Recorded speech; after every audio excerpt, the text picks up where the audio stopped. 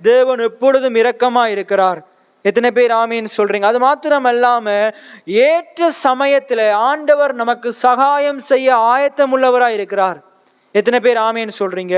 அதான் ஆண்டவர் சொல்றாரு, நாங்க வேண்டிக் கொள்றதுக்கு முன்னமே அவர் நம்முடைய வேண்டுதலை, நம்முடைய ஜெபத்தை, நம்முடைய விண்ணப்பத்தை ஆண்டவர் அறிந்திருக்கிறார்.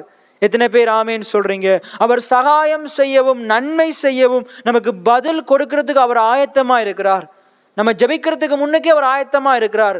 நாங்க எப்போ வாயை திறந்து நாங்க ஜெபிக்கிறோமோ அப்பொழுது உடனடியாக அவர் பதில்களை நமக்கு நம்முடைய வாழ்க்கையில கட்டவிழ்க்கிறார். எத்தனை பேர் ஆமீன் சொல்றீங்க? அப்ப வேதம் அழகா சொல்லுது பாருங்க, நாம் இரக்கத்தை பெறவும் ஏற்ற சமயத்தில் சகாயம் செய்யும் கிருபையை அடையவும். ஏன் நாங்க ஜெபிக்கணும்?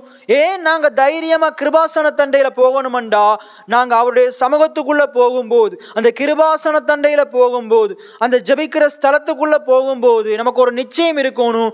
அது நான் ஜெபிக்க போகும்போது ஆண்டவர் என் மேல இரக்கமா இருக்கிறார். எத்தனை பேர் ஆமீன் சொல்றீங்க? நான் உட்பிரவேசிக்கும் போது ஒரு விசுவாசம் இருக்கணும். நாங்கள் விசுவாசம் உள்ள ஜெபம் என்ற தலைப்புல பார்க்கிறோம்.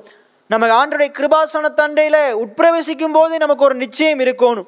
ஆண்டவரின் மேல இரக்கமா இருக்கிறாரு. ஆண்டவர் என்னுடைய பாவங்களை நினைப்பதல்ல, ஆண்டவரினுடைய பாவங்களை எல்லாம் முதுகுக்கு பின்னுக்கு தூக்கி எரிஞ்சிட்டாரு, கடலின் ஆழத்துல போட்டுட்டாரு. அவர் அதனை திருப்பி எடுக்க போறது இல்லை. ஆண்டவருடைய அக்கிரமங்கள் பாவங்கள் எல்லாம் மன்னித்திருக்கிறாரு. எனக்கு இரக்கத்தை தந்திருக்கிறாரு, கிருபையை தந்திருக்கிறாரு. அவருடைய கிருபை என்னுடைய வாழ்க்கையில தேவையான காரியங்களை ஏற்ற சமயத்துல கொண்டு வந்து நிச்சயமா தரும். எத்தனை பேர் ஆமீன் சொல்றீங்க? இப்ப நான் ஜெபிக்க போகிற காரியத்தையும் ஆண்டவர் ஏற்ற வேளையில நிச்சயமா தருவார். எத்தனை பேர் ஆமீன் சொல்றீங்க? அது அழகா சொல்லுது பாருங்க, ஏற்ற சமயத்தில் சகாயம் செய்யும் கிருபையை அடையவும்.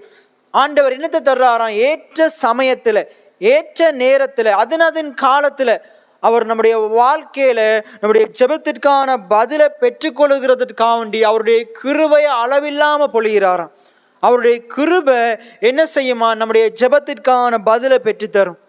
எத்தனை பேர் ஆமேன்னு சொல்றீங்க? அவருடைய கிருபை நம்முடைய வேண்டுதல்களுக்கான பதிலை ஏற்ற சமயத்துல பெற்றுத்தரும்.